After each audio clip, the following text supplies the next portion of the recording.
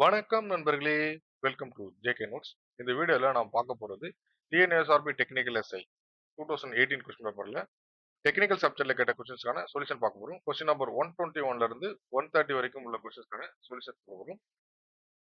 Question number 121. Question number 121. Sin flooding attack belong to a group of security attacks known as. The sin flooding attack அப்படின்றது என்ன group of security அட்டாக்ல வரும் அப்படின்றத கேட்டிருக்காங்க. இந்த கொஸ்டினுக்கான கரெக்டான ஆன்சர் ஆப்ஷன் ஏல இருக்கிற denial of service attack.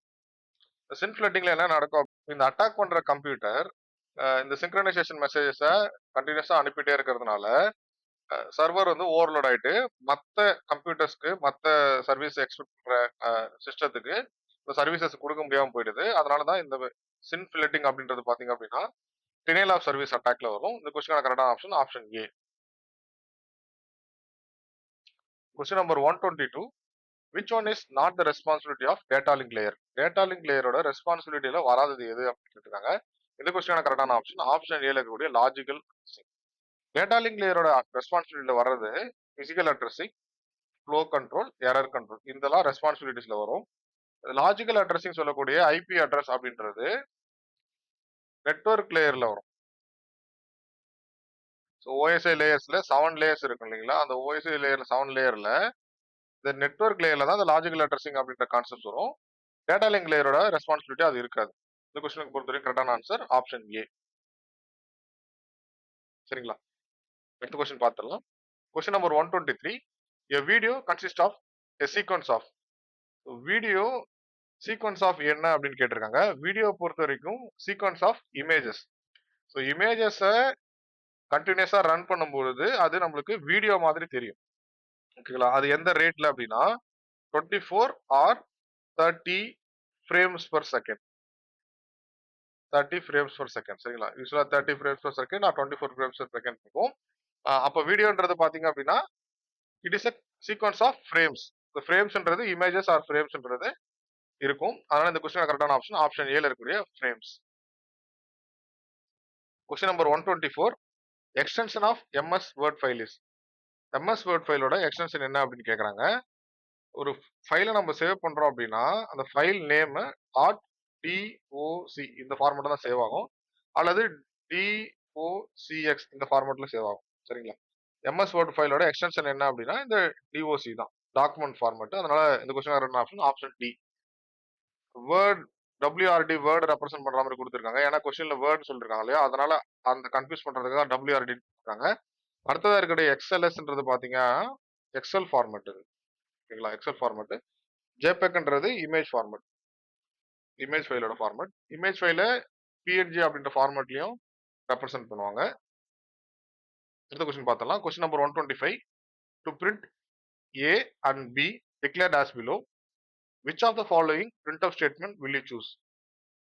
Float A equal to 3.14, double B equal to 3.14. இந்த கொஸ்டின்ல ஸ்டேட்மெண்ட் கொடுத்துருக்காங்க.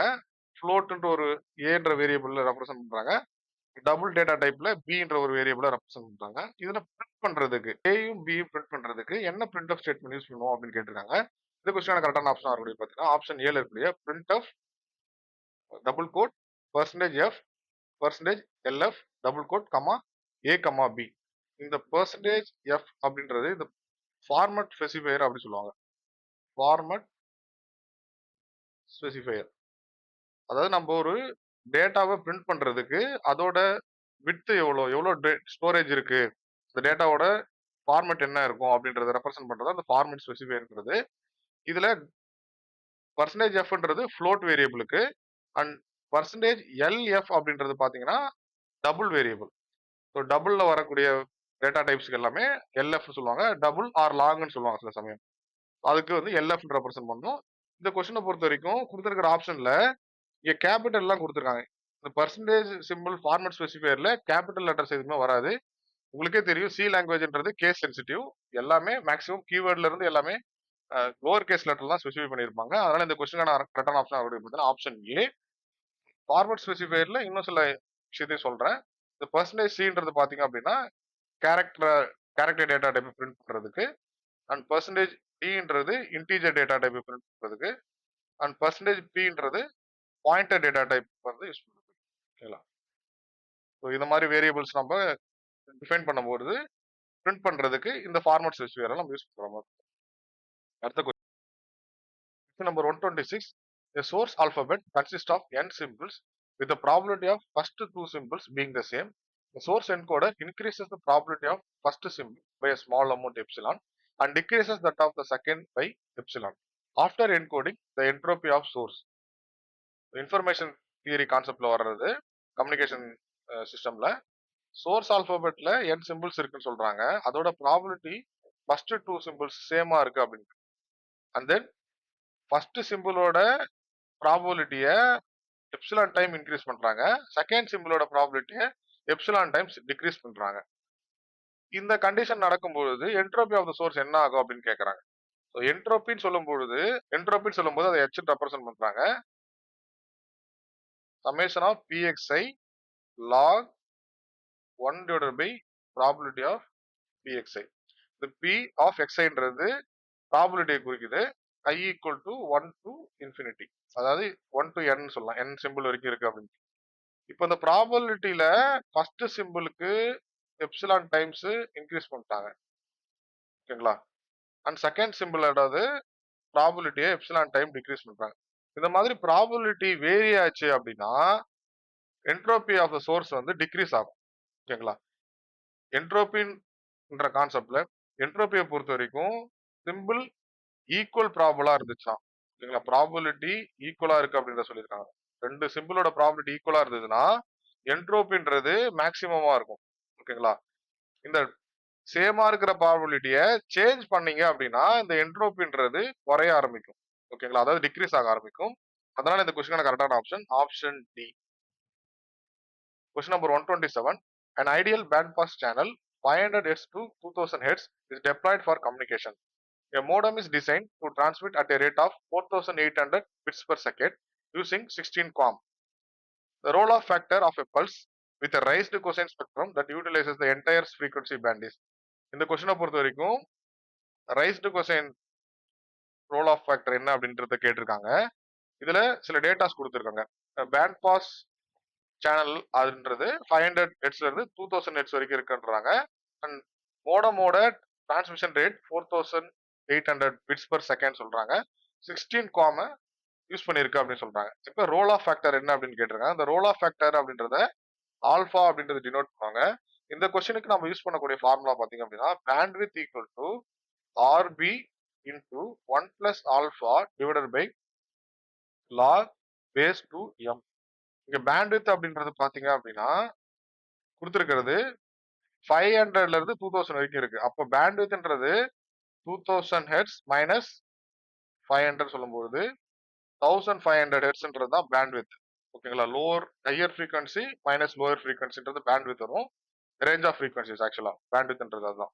அண்ட் ஆர்பின்றது பாத்தீங்கன்னா டிரான்ஸ்ஃபர்மேஷன் ரேட், அதாவது இன்ஃபர்மேஷன் டிரான்ஸ்மிட் பண்ற ரேட். இப்போ இந்த ஆர்பின்ற வேல்யூ 4800 பிட்ஸ் பர் செகண்ட் சொல்லியிருக்காங்க.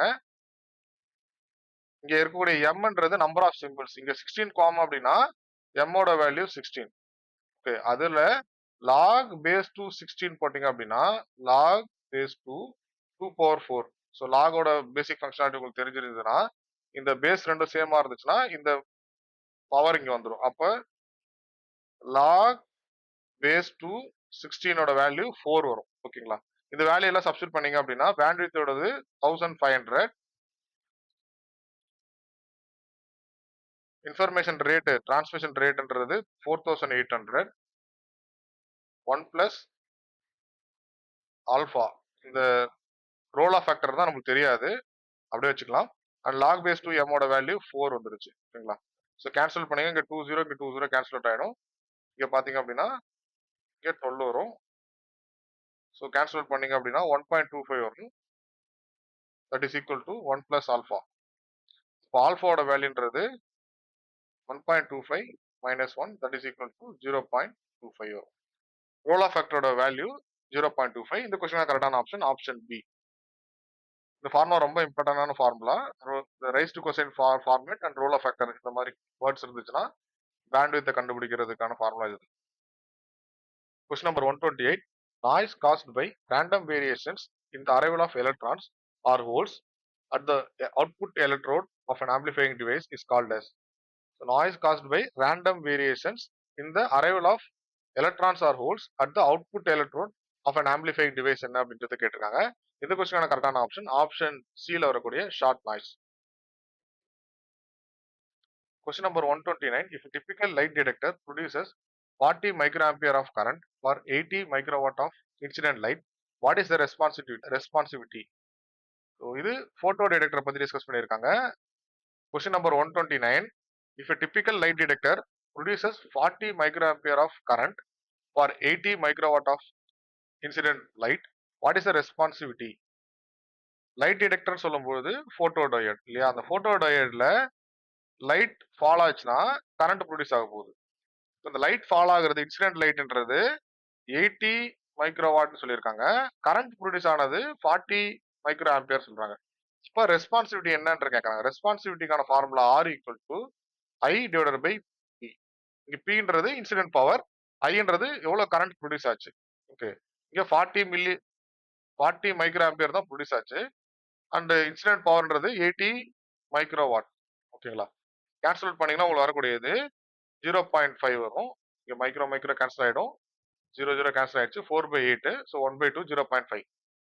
ரெஸ்பான்சிவிட்டிக்கான யூனிட் ஆம்பியர் பர் வாட் அல்லது ஆம்பியர் வாட் இன்வெர்ஸ் அப்படின்னு எழுதிக்கலாம். இந்த கொஸ்டினை பொறுத்த வரைக்கும் டேட்டா மட்டும் தான் கொடுத்துருக்காங்க, வேல்யூஸ் மட்டும் தான் கொடுத்துருக்காங்க. அதனால இந்த கொஸ்டின் கரெக்டான option B 0.5. Question number 130. What is the sampling rate of a signal when it is sampled at every 0.001 second? இந்த கொஸ்டினை பொறுத்த வரைக்கும் சாம்பிளிங் டைம் கொடுத்துருக்காங்க. அதாவது டிஎஸ் அப்படின்றது சாம்பிளிங் டைம், அதோட வேல்யூ 0.001 செகண்ட் சொல்லியிருக்காங்க. சாம்பிளிங் ரேட் என்னன்னு கேட்டிருக்காங்க. சாம்பிளிங் ரேட் என்ன? சாம்பிளிங் ரேட்டை பொறுத்த வரைக்கும் formula FS equal to 1/TS, sampling டைமோட இன்வெர்ஸ். அதனால 1/0.001 வரும்.